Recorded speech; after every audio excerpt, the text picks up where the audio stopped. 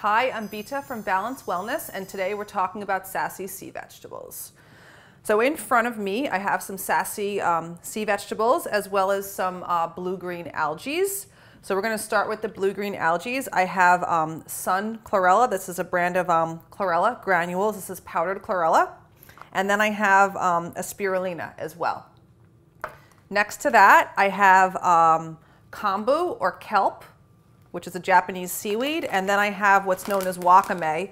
This package just says dried seaweed, but this is in fact wakame seaweed. Many of you might recognize this ingredient from miso soup. It's used in miso soup in Japanese restaurants, and this is what it looks like when it's dry.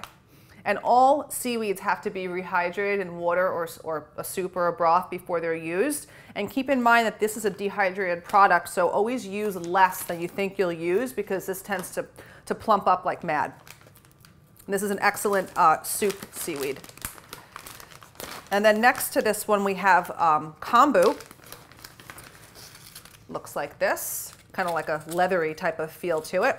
That's salt on the outside, that's why it's got that white powder. And this is typically used when you're making broths and soups, things like that. It's used as a seasoning ingredient, or it's used when you're cooking beans. It makes beans a lot more digestive. So these are culinary products. And then over here with the chlorella and the spirulina, these are superfoods. These are things that you'd add to tonics, smoothie drinks, things like that. Even just water is fine too. And keep in mind that if we're doing the powders on these, some people find the powdered products to have a little bit of a fishy or an overwhelming green taste. So if you wanted to combat that, you could use vanilla or stevia in your smoothie or your tonic, or if that was just overwhelming for you, you could use tablets or capsules as well. Now we're also going to mention some of the benefits in regards to nutrient content. These blue-green algae are really high in vitamin A, super high in vitamin A. They're also really good for the immune system. They're high in protein.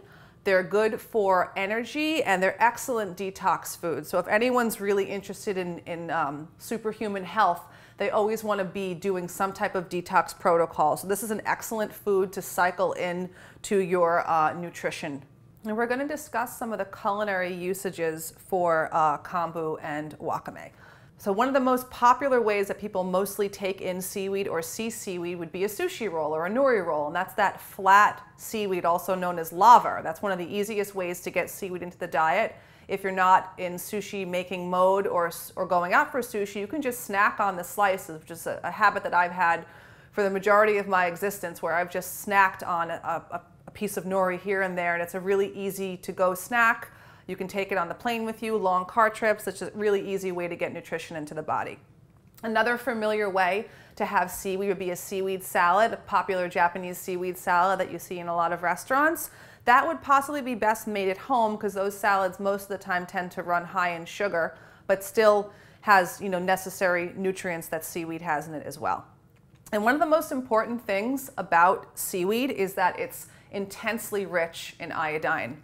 And iodine is something that's a real problem for a lot of people. A lot of people are very deficient in iodine, or they're eating iodized salt, which is a low vibrational, low quality salt with added iodine.